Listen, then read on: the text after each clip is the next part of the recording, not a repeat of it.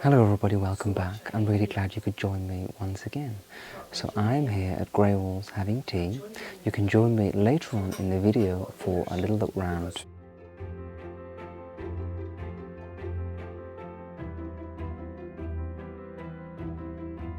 So before we begin today's episode, I just wanted to share with you a new app that I'm really enjoying and one that I thought that you might like to know about also. So Blinkist is an app for your phone and it allows you to understand the most important things from over 6,500 books and podcasts in just 15 minutes. So at the minute I'm reading the 5 AM Club by Robin Sharma. It's one that I've wanted to read for a long time, but I'm quite a busy person and sometimes I just get a little bit bored with the self-help books. I much prefer a biography. So Blinkist, what it does, it will summarize this book for me. In fact, it's summarized in just 22 minutes. And it also gives me 6 key points and ideas from the book that helps me to understand it better. So it's ideal if you want to read a particular book but don't want to spend a long time on it. Something else that I also like about Blinkist is that they have a new feature called Blinkist Spaces, and this allows you to share the books and podcasts that you're reading or listening to with friends and family. I always like to share things with my friends and family. So on the app you can create a library for them and you can share the books that you're reading together, which I really like. Now if you would like to check out this app for yourselves, you can get a 60% discount on a Blinkist annual premium by clicking the link in the description box below. You can start a 7-day free trial, but please be aware that this offer is valid only until the 21st of November. Please click the link in the description box to claim this incredible offer and get your 60% off a Blinkist subscription. Well, good morning. I'm just here in the garden. Haven't been in for about a month because of travelling, and I had to share it because it's looking absolutely gorgeous. It's changed so much since I was last here. All of the trees have turned to a golden hue. Some of them have lost their leaves, and you can see the real architecture of them, but it's looking pretty beautiful. And Sophie is just admiring the garden. She just tends to sit like this and have a little look around. Don't you? Everybody's missed you. Everybody's missed you on YouTube. So yeah, there's lots of leaves on the floor. Golden hues. When the sunlight shines on, it does look pretty spectacular. Just see through the trees, my house. It's a very nice autumnal day. Very late start to autumn this year, which is fine. At least it's not been too cold. But yeah, I just thought I'd share our little morning walk.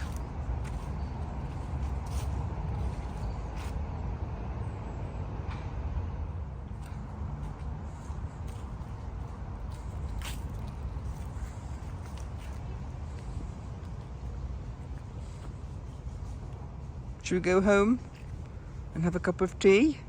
Come on then.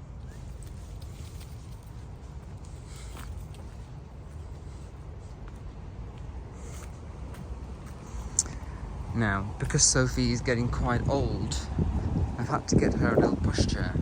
We just walked up to the mall to buy some toiletries, and it's not a very long walk. It takes about 5 minutes to get there, but it is uphill.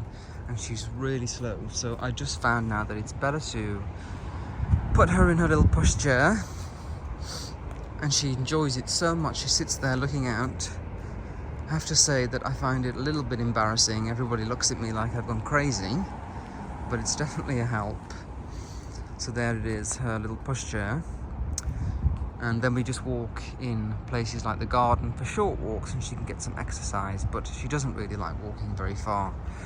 But I was just thinking the other day that it's really so sad that she's getting old. I mean, I've had her now for 11 years and we've been together for so long, nearly every single day for both of the last 10 years of our lives.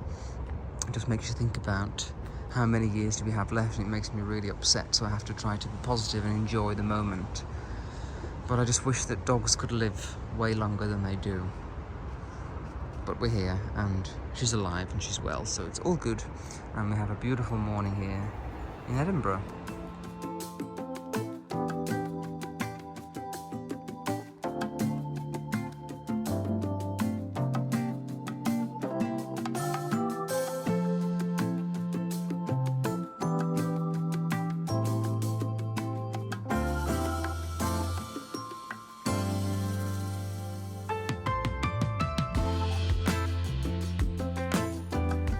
So I'm just here in John Lewis and I've decided to come and have a look at the Christmas decorations.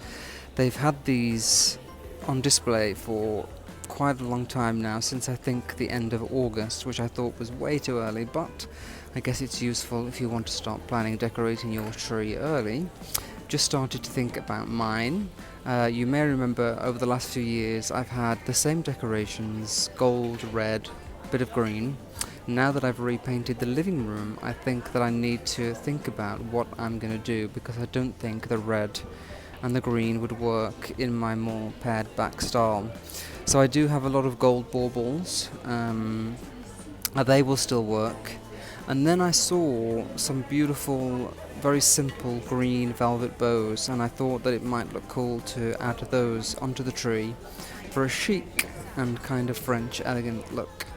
But I thought that I would come here, as I just said, to have a look, because John Lewis always has the best range of decorations.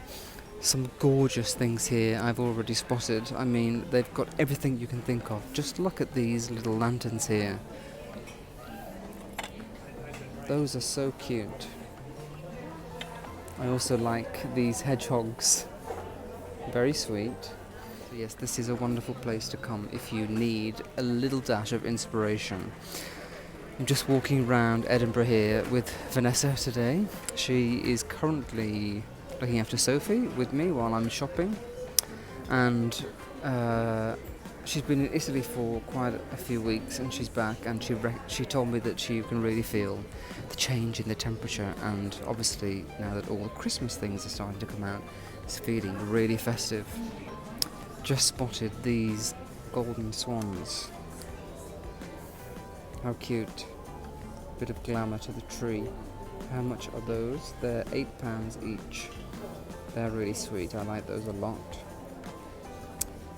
But look, you've just got so much choice and variety in here. Quite into these little bead decorations. I think they're very elegant.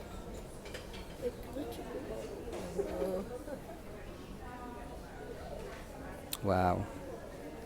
Oh wow. Gorgeous. I was actually, and I would like to take your advice, debating whether or not to put up the tree this year. Simply because I just thought, I've done 3 years of decorating the house in this current place that I'm in my current apartment, and I'm a little bit fatigued with the Christmas tree. I was thinking that maybe I could make it look really beautiful in my home, just with a gorgeous wreath for the fireplace, a wreath for the door, a garland for the fireplace, a wreath for the door, and then just Christmas touches with the table setting. So I am deciding whether or not to do that. So please let me know what you think. Have you ever skipped a Christmas tree and still decorated in other ways? Please let me know. I'd be very interested to hear your thoughts and opinion. But you can see it's mega Christmas in here. Christmas everywhere. Okay, so here we've got a little setup. This is so gorgeous. That is a beautiful theme, like a woodland theme. That would look so good, I think, in my house. Wow, it's making me want to have everything. So here we've got a little festive woodland table setting with this little fox, some golden baubles. I really like those candles and candlesticks with the gold cutlery. And then the tree is like a burned gold, and they have, I saw these earlier this morning. I did a blog on Christmas decorations, and just look at that copper teapot. That is so cute. I love that. But yes, now that I've seen this, it's making me want a tree. Definitely put up a tree again. Really like this woodland theme. But that would obviously cost a lot of money to really change everything up just for 1 year's theme. But yeah, I like to come here. It's definitely a great place for inspiration. If you're looking for Christmas, if you're kind of not in the Christmas spirit, you can definitely come here and be brought out of your Scroogey mood. Yes, I'm excited about Christmas. It's always one of my favourite times of year. So I just thought that I would share this with you, a little glimmer of Christmas before the season kicks fully into swing.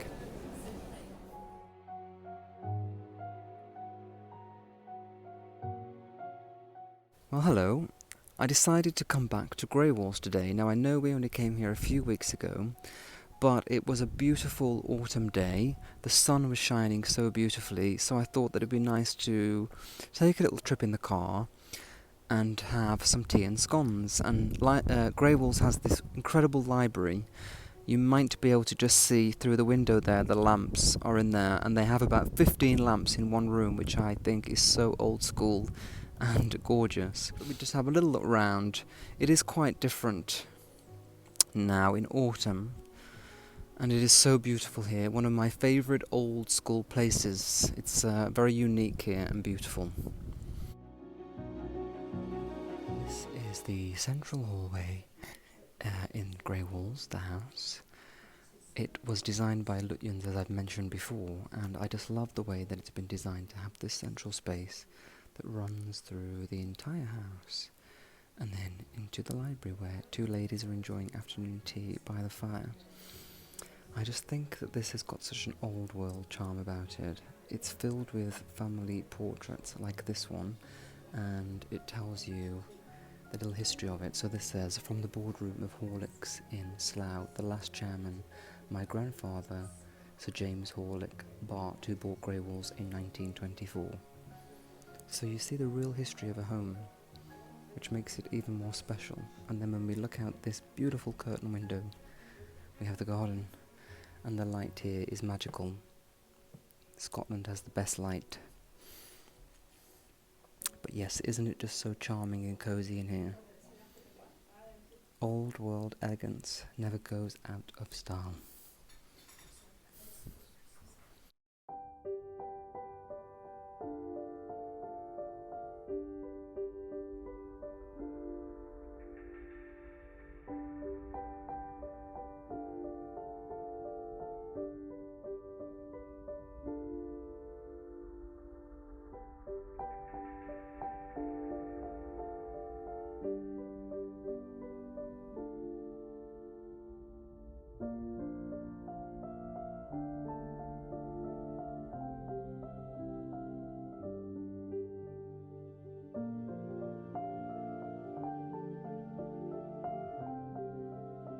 So yes, I'm sure you can agree.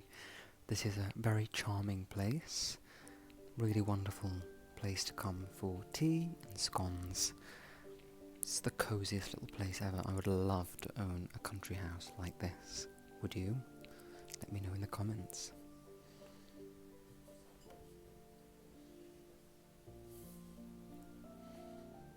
Now, this might be a little bit strange, but I thought that I would show you the gentleman's loo because it just reminds me of an old club.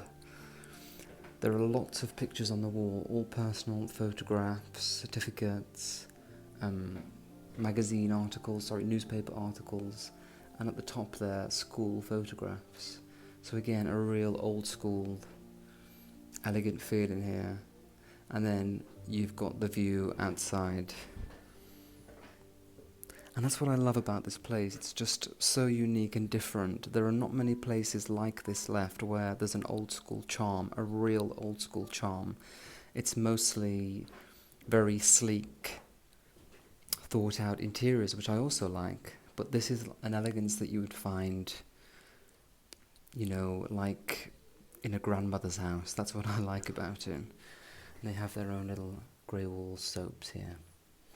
So, ladies, this is a room that you're never going to see inside the men's loo. I hope you've enjoyed it. So the last time I was here, I showed you the rear garden, and I want to show you again, because I've just noticed out the window that the light is simply breathtaking. And this is, I used to live on this coastline, And this is the light that we're used to enjoy all the time during this time of year. It is so spectacularly beautiful, it just takes your breath away.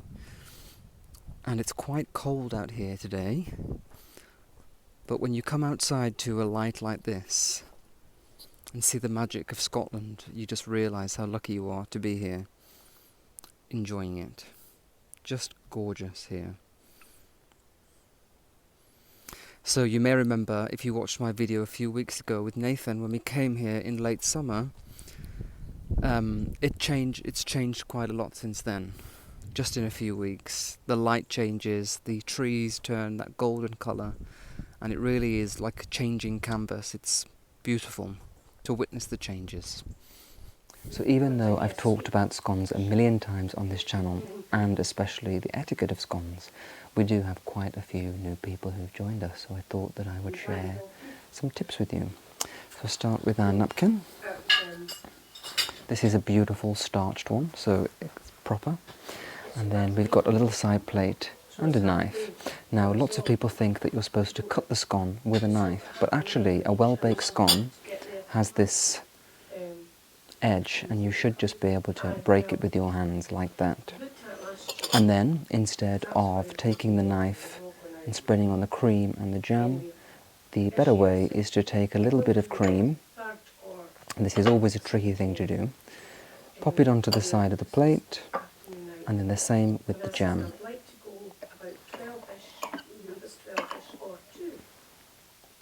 And then you can spread this onto your scone, and everybody else who's having afternoon tea with you can do their thing as well without keeping everybody waiting.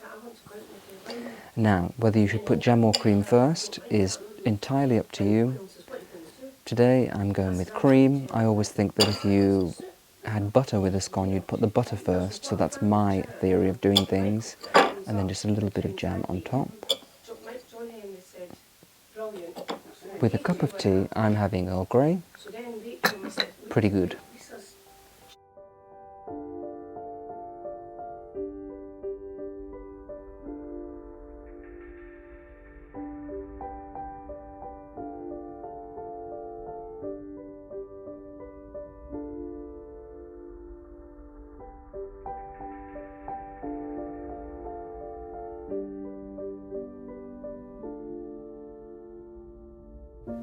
Well, thank you so much for joining me. I really hope that you have enjoyed this episode. I look forward to seeing you next time. But until then, take care. Bye-bye.